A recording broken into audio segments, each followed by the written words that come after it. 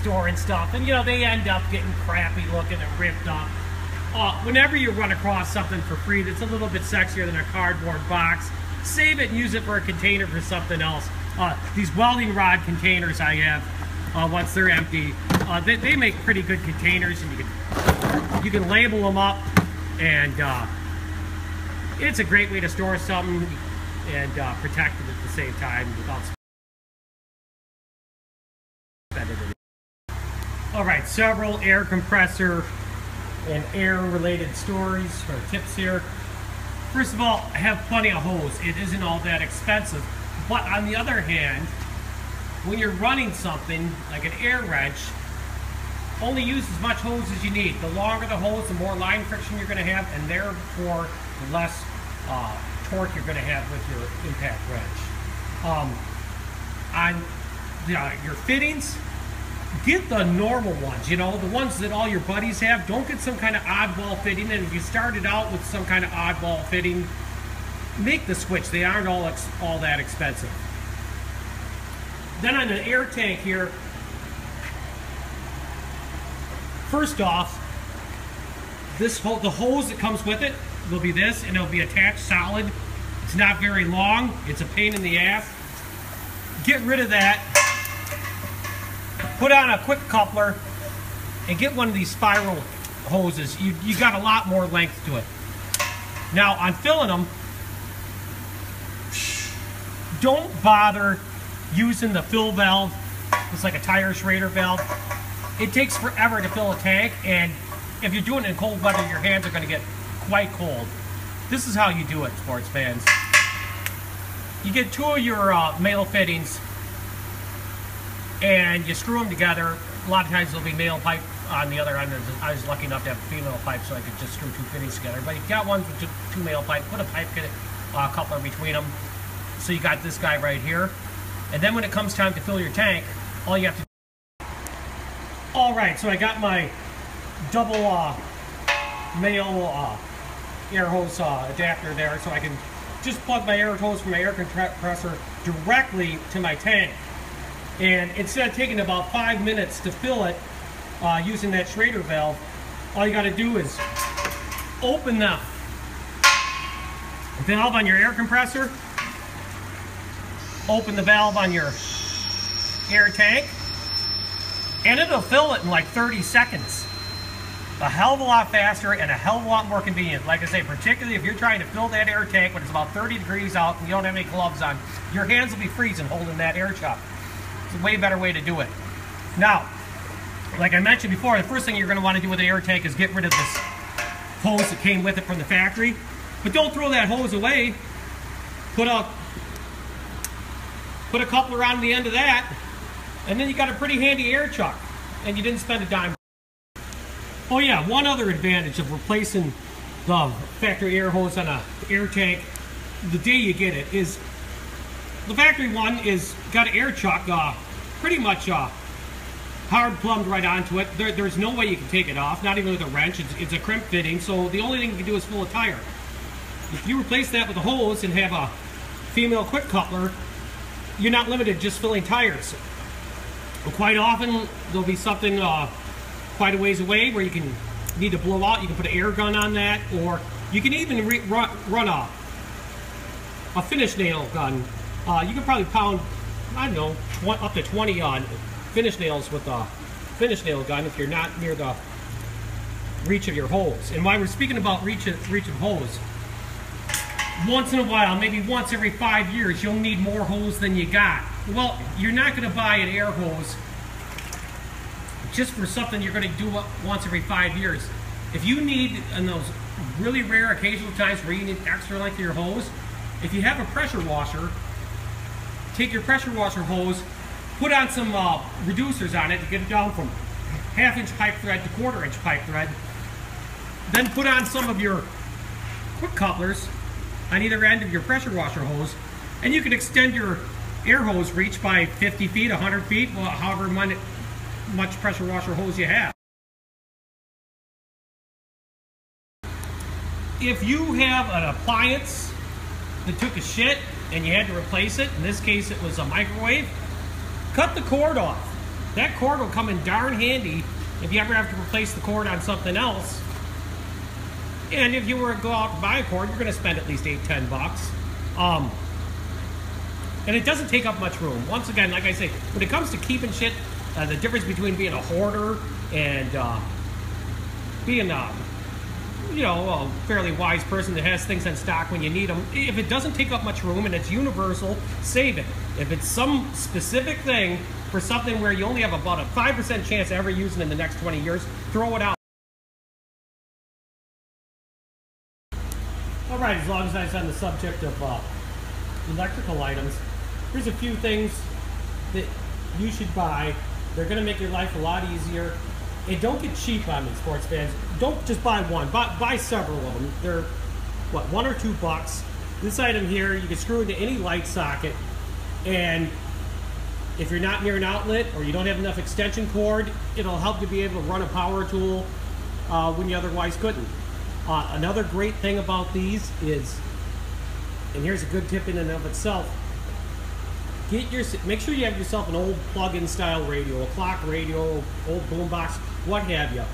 And for testing circuits, when you're home alone with no one to tell you, does this breaker shut off the light? Screw this in, take all out the light bulb and screw this in the socket and then plug the radio in. Then you go down to your fuse box, which invariably will not have the various breakers labeled. And you can start flipping them. And when the radio shuts off, you'll know you shut off that circuit and make that circuit safe to work on. Kind of the opposite deal of this is a little adapter where you can screw a light bulb into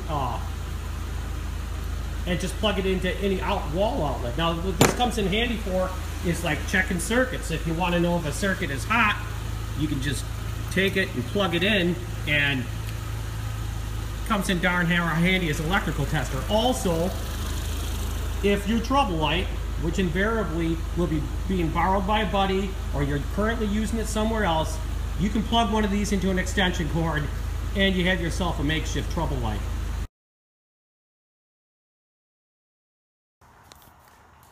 Hey sports fans, well, got a little bit done on cleaning up the shed.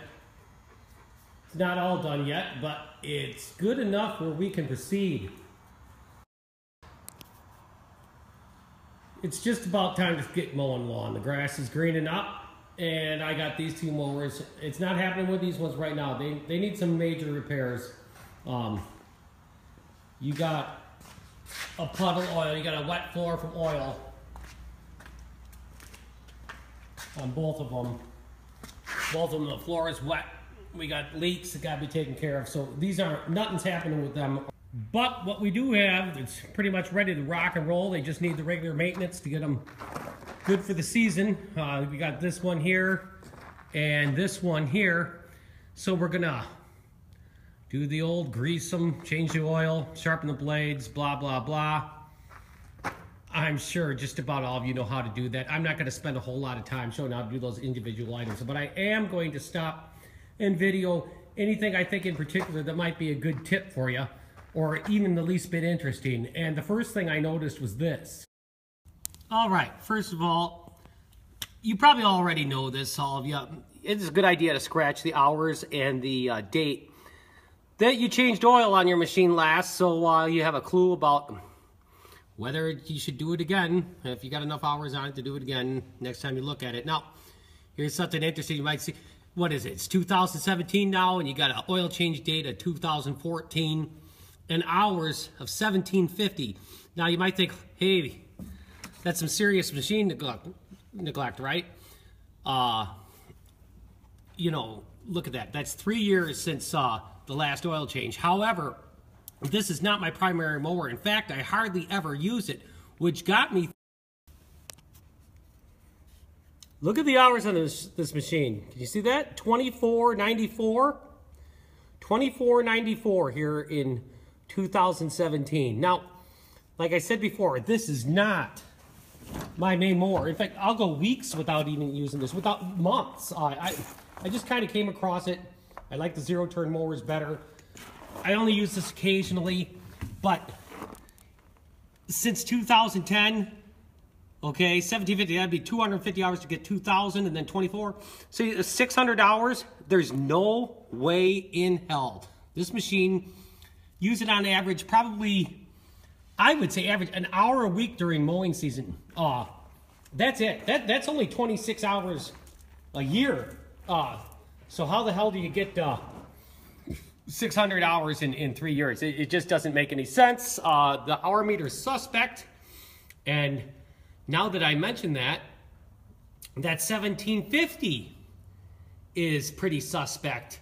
My dad gave me this machine, right around 2010, somewhere thereabouts.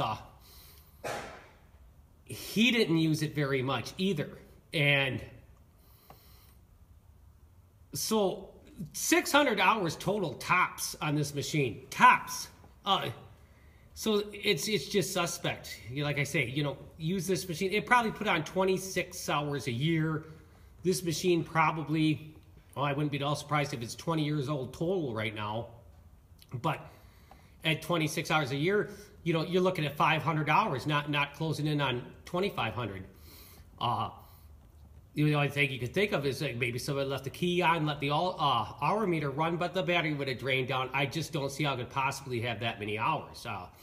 A machine like this, when it's got 2,500 hours on it, it'll be junk. And this one here, aside from being dirty, you need a wash job. I mean, you washed it. It looked pretty much like brand new. All right. A machine like this,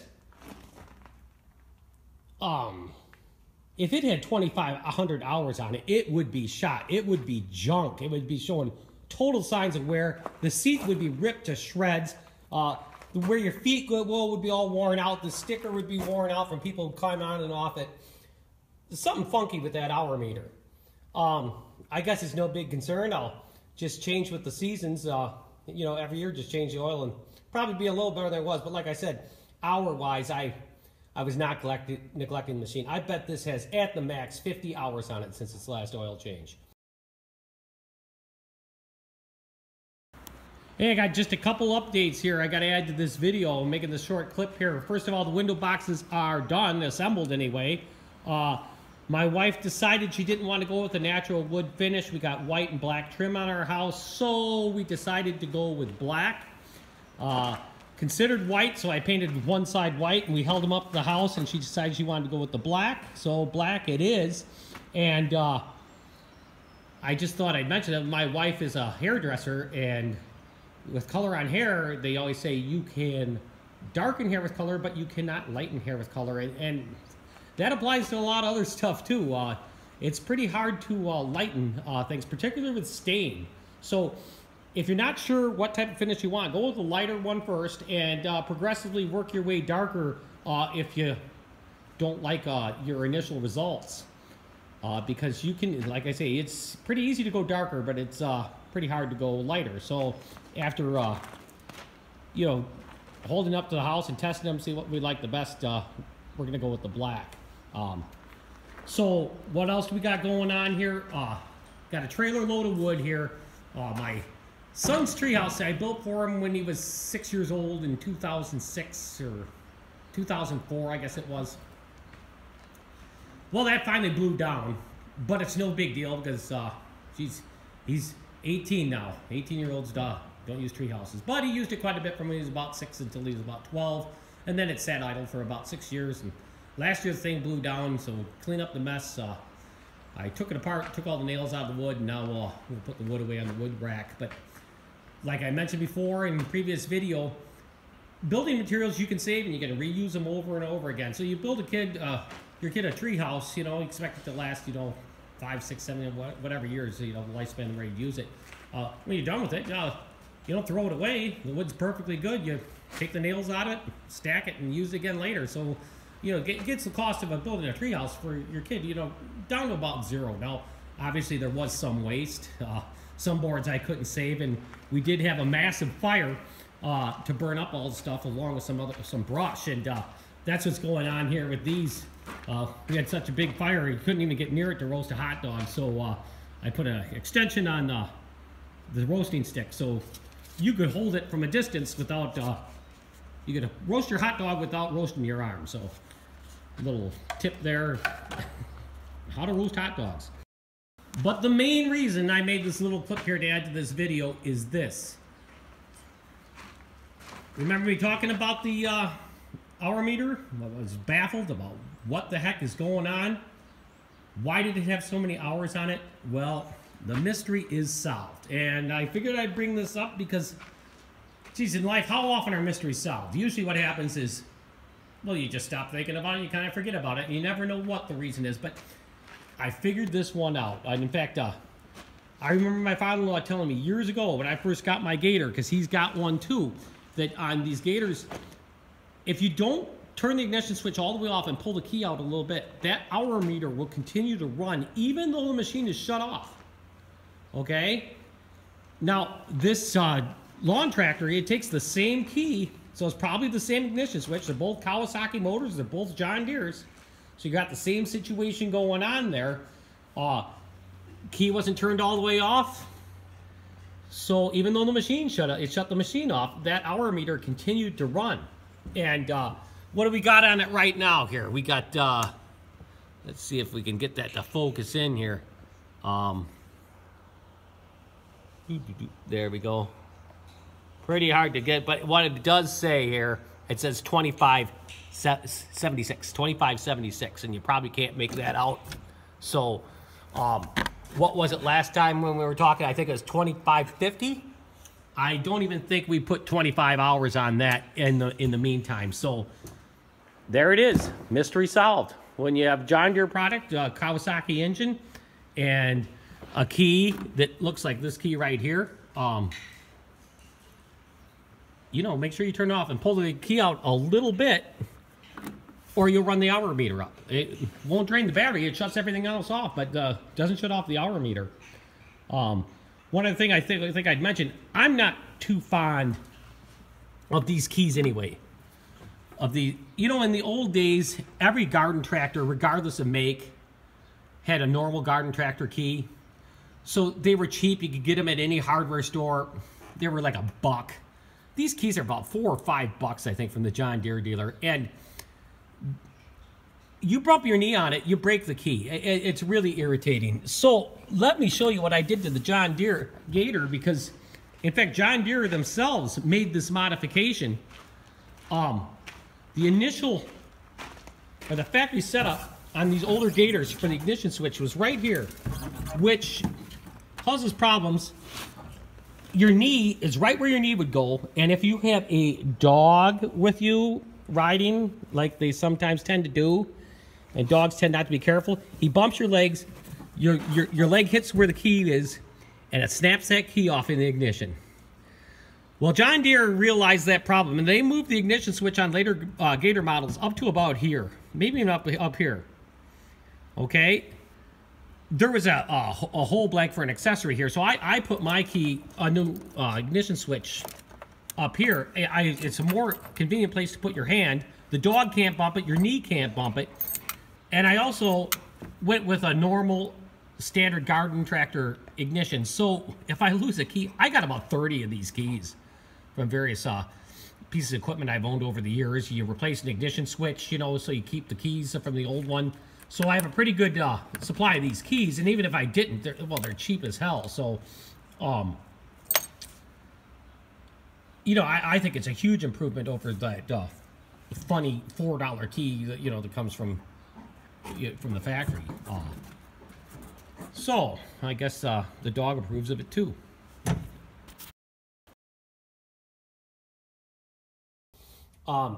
Here's one thing that you might find interesting. On this and a lot of other mowers nowadays, they're set up so the mower shuts off when you put it in reverse, which might not seem like that big a deal until you start using the machine. It is a major pain in the butt. So the first thing I did was I made it so you can, once I got this machine, the first thing I did was I made it so you can mow in reverse. Now, they don't make it easy. This is all electronic gizmos here. They made it so you can't override the safety switches unless you put a little bit of effort into it. What I did is I just put on my own mower engage switch, and then I just wired that directly to my electric clutch. So now I can mow in reverse. I tell you, it makes it a heck of a lot handier. When you're mowing and you just want to get that little teeny bit that you missed, you know, back up, catch it. It's just such a pain in the ass to have that mower shut off on you. Plus, it's harder on the electric clutch. If it's shutting off every time you put in reverse, you're going to be engaging that electric clutch 5 to 10 times more often than you would otherwise. So you're just going to have a wear item there. You know, the electric clutches on these should last for just about ever. But if you increase their use by a factor of 10, well, it's obviously going to decrease their lifespan by a factor of 10.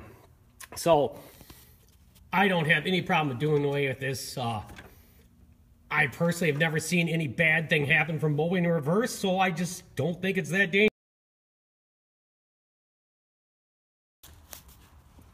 All right, a couple tips here. First of all, I got a mower. It's been sitting all winter long. Of course, nothing happens when you turn the key. We got a dead battery. I'm not even disappointed. Of course we do. The thing I want to mention here is, for situations like this, actually even more particularly once the season goes on and you're in the middle of a job, if at all possible, modify your machine so it has both a rope start and the electric start. That way, if you have a dead battery, you can still start it. It really comes in handy. Conversely, if you have a machine that is only rope start with no electric start, eventually that rope's going to break on you. And it'll suck this cord right into the recoil, and you'll be dead in the water. If you have an electric start, you're going to put a lot less wear on that rope, virtually none, so you won't have a rope break on you and make you have all kinds of downtime.